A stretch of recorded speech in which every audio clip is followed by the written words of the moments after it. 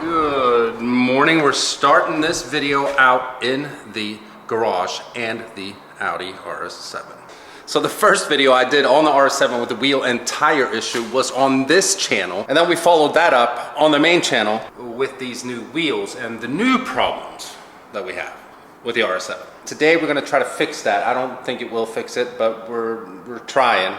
And we're doing it on this channel here. I know it's a little back and forth and stuff here, but I'm planning on doing just more of a personal vlog, which is why we're doing it on this channel. And the thing is, with the RS7, that is so frustrating to me, is that I love this car.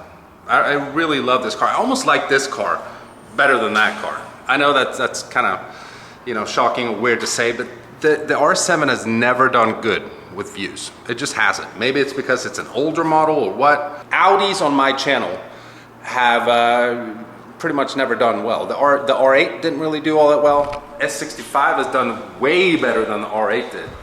And the R8 was, $160-some thousand car. So just because you have an expensive and nice car doesn't always mean that you're gonna get a bunch of views. Ferrari obviously did well, but almost on average, I would have to look at this.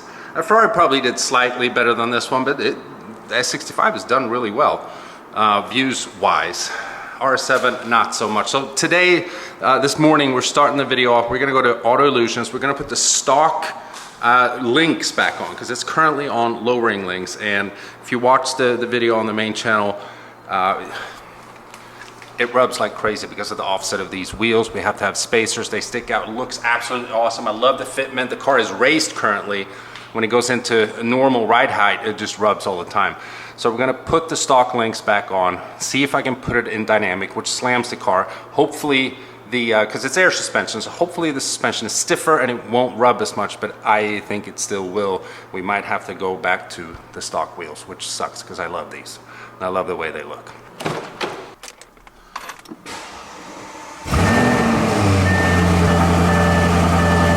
So I've mentioned this before in the previous video on the main channel, but the problem is even when it is raised, it'll still rub in certain spots. Like now when we hit this speed bump here, even though I take it slowly, see, it rubs. So, I want to be able to drive this car the way it's meant to be driven without it rubbing and stuff. And I know it's my own fault, obviously, but I've never had this kind of problem with the car, and I've lowered pretty much every car I've had, and bigger wheels and better offset and spacers and stuff. It's only with this car that I'm having this issue. And these wheels sat on a second gen RS7 prior, so they must have bigger wheel wells or something. These wheels are meant for an RS7, but I guess not this gen. So yeah, I forgot about morning commute traffic. It's 8:35 in the morning, 10 miles an hour. And that's a nice matte black wrap on that Range Rover. I like that. That can hardly be stock color. That's sweet. All right, so we're here. See if it rubs here now when we pull in. Yep. Oh, look at that. We got a nice little S-Class. Well, S63, what? From LW. Look at that. Got LW plate frame on it. Nice. V8 by turbo.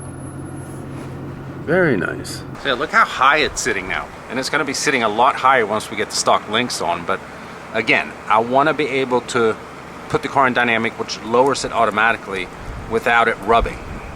So that's why we're here. And I know this is more like an auto vlog video, but this is just going to be a part of this video. We're probably going to talk about the other stuff later.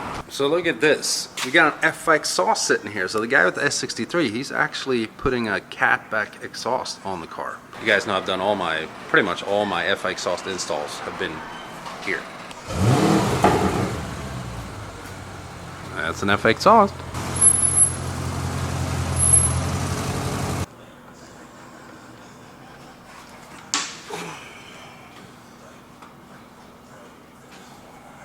That's it. So this is the lowering link, and those are the stock links that are going back. How much? It doesn't seem like much of a difference, really. Huh. Oh, sorry. So this is stock ride height. You have to start the car up for it to, settle. So now we're going to put it in dynamic. Yeah, it's going down in the front. All right, now it's dropping.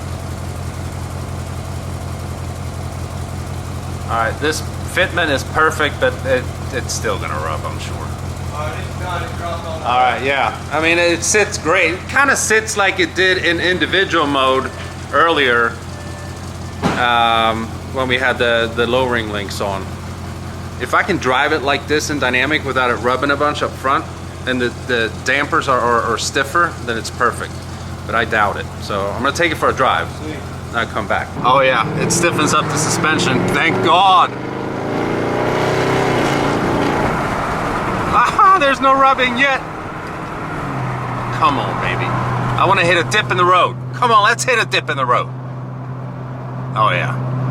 Here's the thing. I couldn't try this out earlier on the lowering links because it would sit on the tires. I couldn't drive the car. And the only times really that I drove it in dynamic before was when I was doing launch control. But thank God that it stiffens up the dampers and not just slam the car. So this is perfect. Man, I'm so happy. I can drive the car with the new wheels. It doesn't take much to make this bald Swede happy. I love it because this set is perfect. The fitment is perfect. God, I love it. All right, so driving normally, like on the highway, I hit like 85. Then you hit a dip in the road, which I'm hoping to hit here. Yeah, it doesn't rub, which is perfect. Okay, it rubs teeny weeny little bit sometimes, but I could technically put it in individual and it'll raise it a little bit without it lowering itself. You know, when I took a turn kind of hard, it did rub a little bit, but you know what? That's doable. I can live with that. Before this, it was just like anytime there was a dip, it was rubbing. So, all right, now we're done talking about freaking fitment issues and stuff with the R7. So, I'm just happy I can drive it with these new wheels.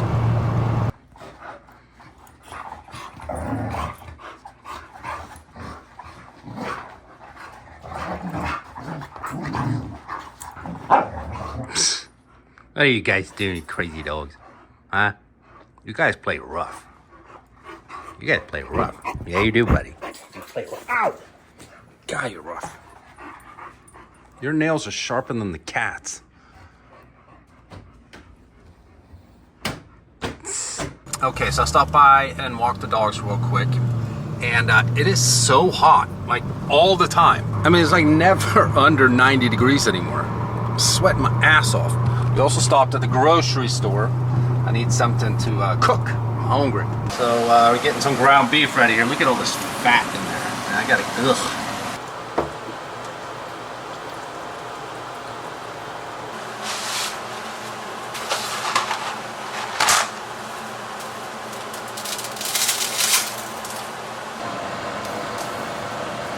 So I've been really bad with eating veggies like my whole life.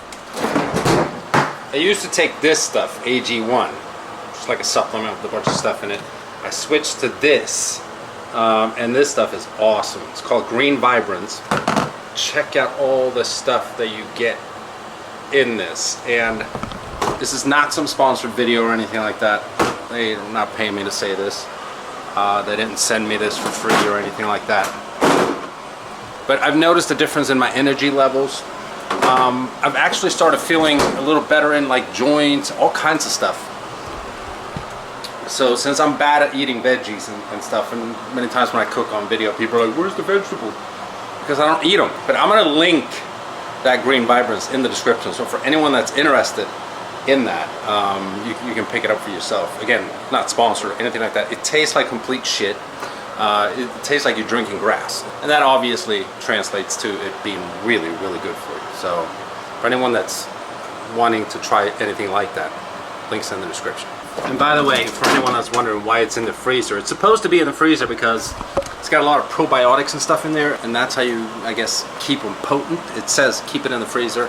If you don't have a freezer, keep it in the fridge, but the freezer is the best. When I took the AG1 stuff, I never really noticed a difference, but on that stuff I do. So I've also started taking these together with a meal because they do help against bloating and stuff. So these enzymes, they help break down like fats and carbs and stuff in your stomach from a big meal. So for anyone that's interested in this stuff, I'll link that in the description as well. All right, so first meal of the day, and it was a pretty big one. those enzymes actually help because I don't feel as bloated. Whoa, it's hot out here. I don't feel as bloated as I usually do when I have a big meal. So they actually help, and I love that. I've been trying to do more of the intermittent fasting type of eating and not eating, too early and too much, because my weight's been going down, which is good, and I've been working out a lot. So, getting stronger, building more muscle, and losing fat. But I still eat and kind of drink like a pig. So I've felt that I got to kind of change my eating habits a little bit so I can reach the goals that I want to reach. Oh man, the flag's all messed up. We got to go out here anyhow. Look at that.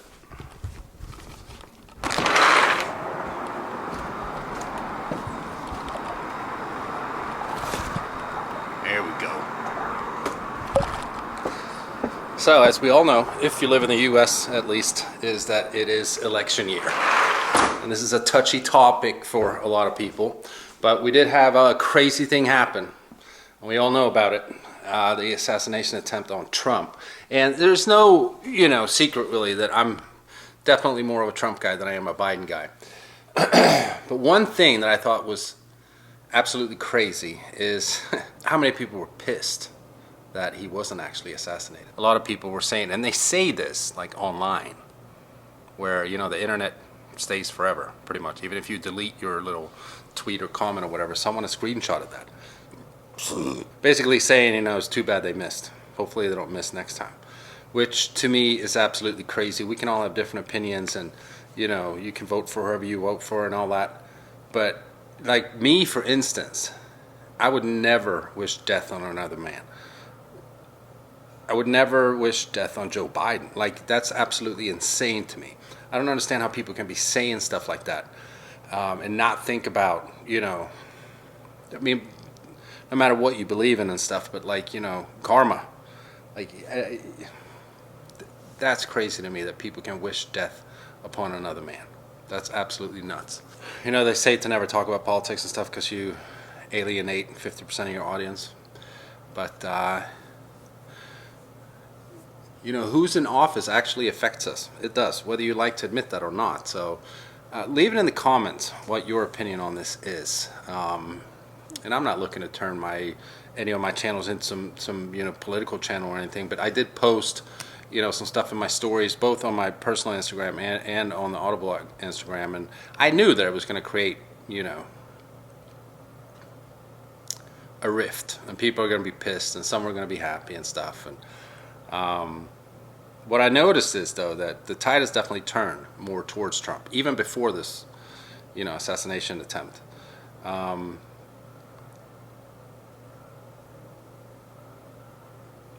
More and more people are starting to see through the media and how they're posting about him and stuff like that, and trying to make him look like all kinds of Hitler and all this stuff. It's nutty. But I want to see you guys' opinion. I mean, you are my followers, so just if you vote for Biden, that's fine. Like that's freedom.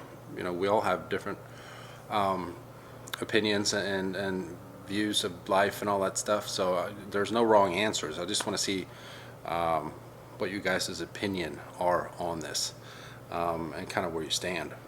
Now this type of stuff I would never talk about. I don't think I would ever talk about it on the Autovlog channel, but this is the personal channel, so I'm just bringing it up because it was a major event that happened. I mean,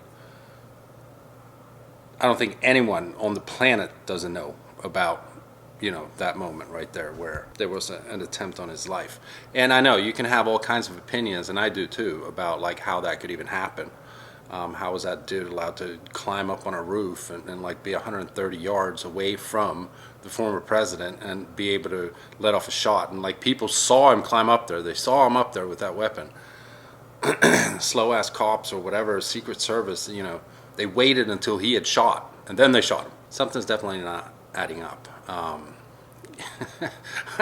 I even saw people saying, "Oh, Trump rigged this himself."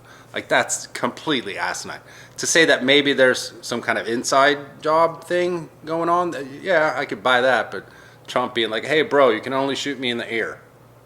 Like, don't kill me when you shoot me." But let me know what you guys think. I'll see you guys in the next one. Bye-bye.